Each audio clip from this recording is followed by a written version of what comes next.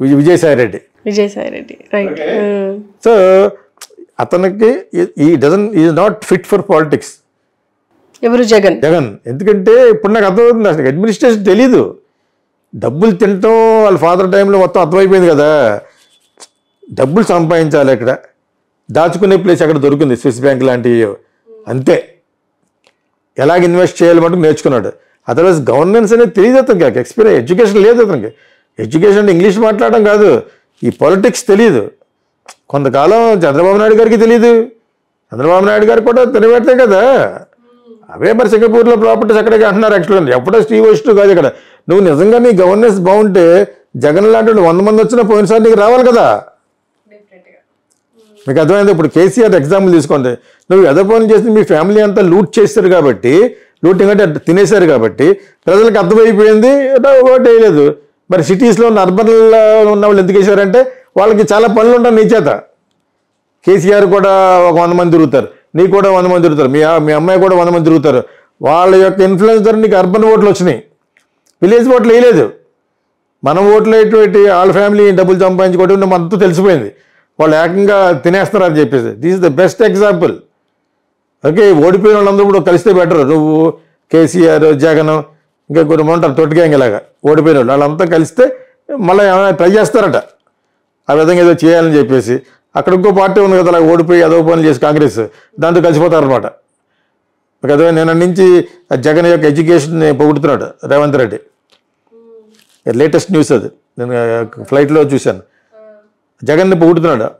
పొగడడానికి కారణం ఏదో ఉంటుంది, కాంగ్రెస్లో కలిపేసుకోవడం ఏదో ఉంటుంది. ఇప్పుడు అతను కలుపుకోవడానికి ఎవరున్నారో అతను ఒకటే వెళ్ళిపోతాడు. ఇప్పుడు వెనకాల ఎవరు లేరు కదా. ఎవరన్నా ఉంటే పార్టీని కలుపుతాడు. రాజ్యసభ సీట్లు ఉన్నట్టున్నాయి, ఒక 4 ఎంపీ సీట్లు ఉన్నాయి, వాళ్ళు కూడా డబ్బులు ఇచ్చే జంప్ చేస్తారు. మీకు అర్థమైంది. ఇప్పుడు జంపింగ్ అనేది అది పొరపాటు అనే లాలో పట్టుకొస్తే తప్పితే you are not suppose to jump అని. ఈ జంప్ జలానీలు ఉంటారు, డబ్బులు ఇస్తే పడిపోతారు. 10 ఓట్లు ఇస్తాడు, జీవితంలో ఎప్పుడు సంపాదించాడు అది. మీకు అర్థమైంది ఇప్పుడు మీకు. సో జగన్కి పరిపాలన రాదు, వచ్చినా కూడా ఇంకొక 10 సంవత్సరాలు పడుతుంది. ఈ 10 సంవత్సరాల్లో అతను నేర్చుకోవాలి what is political, what is governance ఎలా చేయాలి, డెవలప్మెంట్ ఉండాలి, ఇది ఉండాలి, ఎర్న్ చేయాలి.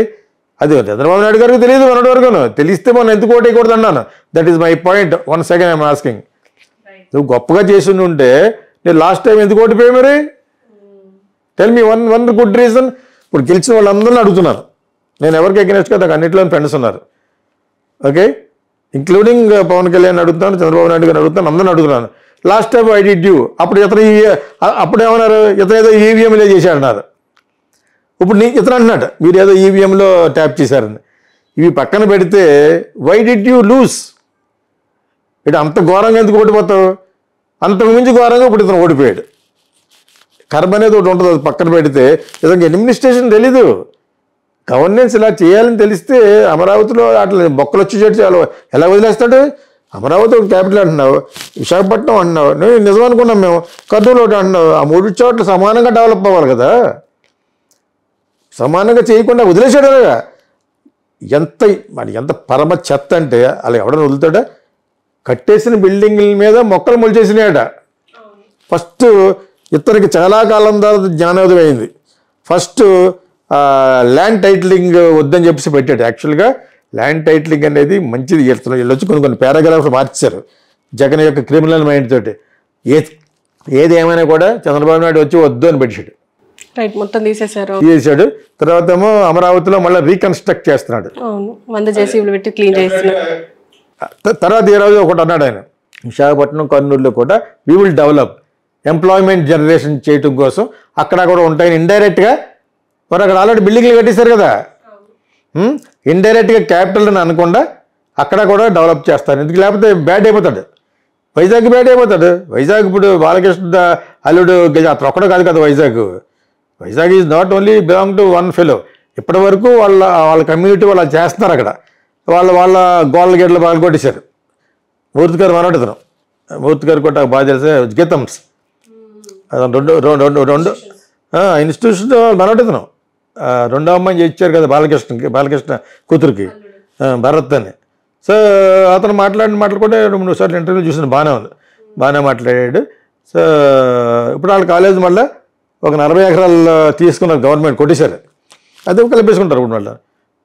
వీళ్ళు వస్తే వాళ్ళు వస్తే వెళ్ళదు. పాప అలా దెబ్బ అయిపోయినాడు ఒక ఉన్నాడు సబ్బం శ్రీహరి అని ఒక అతను గోడలు పాలు కొట్టేసి ఆ మానవీయత చచ్చిపెడతాను.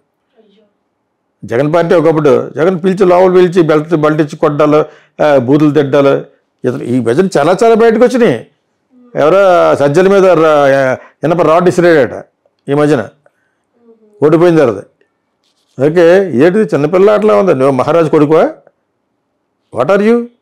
ఒక ఫ్రాక్షనిస్ట్ కొడుకు నువ్వు. మీ తాత ఒక ఫ్రాక్షనిస్ట్. అదే కానీ రాజ్యాంగం ఇక్కడికి వచ్చి స్టేట్ గవర్నమెంట్కి వచ్చి you are not suppose do it. ఇప్పుడు వచ్చిందా మీకు తెలిసింది? నిజంగా నాకు ఇప్పుడే తెలిసింది. నాకు ఇలా జరుగుతుందట అక్కడ అమరావతిలో వాళ్ళ ఇంట్లో సినిమాలో చూపిస్తారు, గొడవలో తీసుకెళ్ళి కొట్టడాలు అవన్నీ నాకు ఉంటాయట. అవునా? అందుకనే ఓడిపోయాడు. ప్రతి ఒక్కడికి కక్షగానే ఉంది. ఆ సజ్జలో ఇది అవకాశం తీసుకుని కొన్ని 100 కోట్లు తినేశాడు. వాళ్ళ అబ్బాయి ఒకటి ఉన్నాడు, ఆడు జంపు, అది పేరు ఏదో ఉంది, నేను అంటాం పిల్ల సజ్జలు అంటారు అనమాట. మేము ఒకసారి ఫోన్ చేసాం కరెక్ట్ చేయడానికి, వైఎస్ఆర్కి చేసాం కదా అనే ఉద్దేశంతో జగన్కి కూడా చెప్తాం చాలా బ్యాడ్ వచ్చేస్తుంది ఇలాగా అని చేత నీ ప్రమోషన్లు ఇవన్నీ ఉండాలి అని చాలా చాలా సుదీర్ఘంగా అతని నెంబర్ తీసుకొని సజ్జల రామకృష్ణారెడ్డిది మెసేజ్ పెట్టాం. సమాధానం చెప్తే వాళ్ళ అబ్బాయికి వచ్చి ఆదాయం పోతుంది కదా. మేము డబ్బుల కోసం అడగలేదు. ఆడెవడ పాదయాత్రలో హెల్ప్ చేసాడట. ఆడి పేరు పాదయాత్ర రెడ్డి అట. అవి వైజాగ్లో ఉన్నాడు ఒకడు. వాడు వచ్చి దాన్ని ఎప్పుడో ఏదో సందర్భంలో కలిశాడు హోటల్లో. మేము వర్క్షాప్ చేస్తున్నాం ఆంధ్ర యూనివర్సిటీలో. కలిసినప్పుడు ఏమోయా అంటే ఇచ్చాడు, నెంబర్ ఇచ్చాం. నా దగ్గర ఆల్రెడీ ఉంది. అది సమాధానం చెప్పడే. నువ్వు నిజంగా జగన్ శ్రేయస్ కోరి వైఎస్ఆర్టీపీ శ్రేయస్ కోరితే నేను I'm prominent figure than you. నీకంటే ప్రామినెంట్ నేను. నువ్వు నిన్నగా మనం వచ్చే సాక్షిలోకి సాక్షి వచ్చే 30 ఏళ్ళ క్రితమే I was award winning director. అదే ఆయన తెలుసు నాకు అన్నాడు. అంత చెప్తా ఆడితో మాట్లాడుతున్నాడు. ఆ పదయాత్ర రెడ్డి అట్ట పడతాడు, నాతో మాట్లాడలేదు. మరి వాట్ డస్ ఇట్ మీన్? నువ్వు ఏ కోసం అసలు ఇతను ఓడిపోవడానికి సగం కారణం ఈ విజయసాయి రెడ్డి, ఈ సజ్జల, వీళ్ళందరూ వీళ్ళే. అతను భయపడి చంపేస్తారేమని భయపడిపోయి ప్రెస్ మీట్కి వచ్చేవాడు కాదు. చాలా పిరుకోడు అతను. సజ్జల జగన్ చాలా చాలా పిరుకోడు. నాకు అర్థమైపోయింది. ఇప్పుడు ఒక సామాన్యుడికి ఉండే ధైర్యం కూడా లేదు. ఎందుకు అవాయిడ్ చేసేటప్పుడు ప్రెస్లో ఏంటనే భయం. అతను ఫ్రాక్షనిస్ట్ కదా, అతనిలో క్రిమినాలిటీ ఉన్నది కాబట్టి అదే విధంగా ఆలోచించుకున్నాడు. నిజం కూడా అంతే. నిజం కూడా ఎవడన్నా వేసేస్తాడేమని ఎంత సెక్యూరిటీ ఉన్నవాడు. రాయిలేసరాలు డ్రామాలు కాదు, నిజంగా చంపేస్తాడు భయపడిపోయాడు. చాలా భయవేసాడు అతను. లేకపోతే రెగ్యులర్గా ఎదుగు తెరలేకపోయి వైఎస్ఆర్ ఏమన్నాడు, నాకు సెక్యూరిటీ వద్దన్నాడు. వాళ్ళ ఫాదర్ కూడా ఫ్రాక్షనిస్ట్, దుర్మార్గుడు రాజారెడ్డి అన్న అతను. మరి అయినా కూడా ఇతను వేరేగా పెరిగాడు. ఇతను వేరేగా ఇమేజ్ తెచ్చుకున్నాడు డాక్టర్ కన్నా. సీఎం అయిపోయిన వెంటనే నా గురించి జంక్షన్లో కార్లు ఆపడాలు వద్దు, ప్లస్ నాకు సెక్యూరిటీ వద్దంటే బ్యూరోక్రేట్స్ వద్దన్నారు. అలా ఉండకూడదు సార్, ఉండాలన్నారు. మినిమం పెట్టిందంటే నాకు ఫుల్గా వద్దన్నారు. అదేవిధంగా హెలికాప్టర్ ఎక్కినప్పుడు కూడా మామూలుగా ఎక్కేసాడు, చిన్న లావడ్ ఏదో టిఫిన్ ఇస్తేనే. అతని యొక్క మెంటాలిటీ వేరు. ఓకే, అతనికి ఫ్రాక్షనైజింగ్గా వాళ్ళని చేయాలి. ఏదో కాంట్రిబ్యూట్ పొజిషన్లో ఉంటే ఉండని వేసి ఉంటారు తప్పితే వాళ్ళు ఎవరు తక్కువ కాదు. కానీ వైఎస్ఆర్ చాలా తక్కువ ఆ విషయంలో. మీకు అర్థమైందా? అందుకని అంతకాలం ఉండగలిగాడు. మరి ఎందుకు పడిపోయాడంటే మళ్ళీ కర్మ అది. నేను పడగొట్టేశారో పడ్డావా అనేది కర్మ వీళ్ళోదట, మనకు తెలియదు ఆ అకౌంట్. బట్ ఇతను చాలా భయస్ట్. ఎందుకంటే ఇతను ఇంకొకటి చంపేసే తత్వం ఉంది కాబట్టి, ఓని బాబాయ్ని చంపేసి ఆయన చంపే తత్వం ఉంది కాబట్టి ఈ was so scared. Shit scared షోలో ఇతను భయస్తుడు. నీ ముఖంలో ఒక కవళగిల్లో తెలిసిపోతుంటేనే నువ్వు భయస్తుడని. ఇంకా నువ్వు చీఫ్ మినిస్టర్ ఏంటి? ఒక పక్కన అనుక్షణం లోపల బెయిల్ మీద వచ్చేది ఒకటి ఉంది, అది పక్కన పెట్టండి పోని. సరే ప్రెజర్లో అయినా మన్నను తెచ్చుకున్నామంటే లేదా ఒక పేదవాళ్ళకి డబ్బులు వేసి వాళ్ళు ఓటేస్తారంటే వాళ్ళకి అర్థమైపోయింది 7 గంటలు ఇతని కంటే ఎక్కువ వేస్తాడన్నాడు అతను. అక్కడ లేబర్ మెంటాలిటీ చూపించుకున్నారు వాళ్ళు. అక్కమ్మలో చెల్లెమ్మలకి నేను వేసాను కదా, మీరు నాకు ఓటు వేసాను, ఇదే అక్కమ్మలే చెల్లెళ్ళకి నేను రెట్టింపు వేస్తానన్నాడు ఆయన. అన్నాడా? వేస్తారు. ఎవడైతాడు మాకు? ఇంకో 10,000 ఎక్కువ వస్తుంది కదా. అని చేత the moral of the story is people will always be on money side. అందరి దగ్గర తీసుకున్నారు, ఇంక్లూడింగ్ జనసేన. ఈసారి జనసేన కూడా డబ్బులు ఖర్చు పెట్టింది. మీకు అర్థమైంది? ఇప్పుడు మీకు ఆ నుంచి ఖర్చు పెట్టింది చాలది. మా దగ్గర ఇంతే ఉన్నా అని ఇచ్చి గోవిందా అంటారు. ఏమంటారు అప్పుడు? ఫోన్లే అని కన్విన్స్ అవుతారు. 10 ఏళ్ళ నుంచి కష్టపడుతుంటే ఒకసారి కూడా గెలవలేదని చెప్పేసి what ever it is some sympathy wave ఒకటిని జగన్ మీద ఉన్న 500% కోపం వీళ్ళు గెలిచారు. లేకపోతే అందు ముందు ఎందుకు గెలవలేదు అంటున్నాను నేను. నువ్వు ఒక్క సీట్ ఎందుకు రాదు నీకు? ఈరోజు కూడా that stands I'm standing on the same thing. నువ్వు గెలవాలని కోరుకున్నాను, దేవుడిని కూడా కోరుకున్నా. ఒక వీడియో చెప్పాను నేను, ఇటు అపోజిషన్లో కూర్చున్నా కూడా నువ్వు మాట్లాడగలిగితే బాగుంటుంది, ఇతను ఒకసారి అసెంబ్లీకి ఎంటర్ అయితే బాగుంటుంది. కొంతమంది కరోనా కొడుకులు కూడా నా దగ్గర ఉన్న స్టూడెంట్స్, అసెంబ్లీ ఎక్కడండి, ఎందుకు ఎక్కడ, నీకు ఏం తెలుసు అసెంబ్లీ గురించి?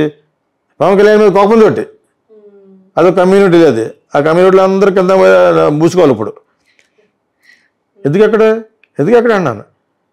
పరిపాలన బాగోలేదు ఇక్కడ. డెఫినెట్గా they will select somebody else. Jagan మీద ఉన్న కోపంతో 100కి 100 పాళ్ళు వీళ్ళు గెలిచారు. మీకు అర్థమైందా? ఇన్ని గెలుస్తామని పవన్ కళ్యాణ్ తెలిస్తే ఇంకొక 25 సీట్లు మనం అందరూ చెప్పినా కూడా తీసుకోలేదు. తీసుకుని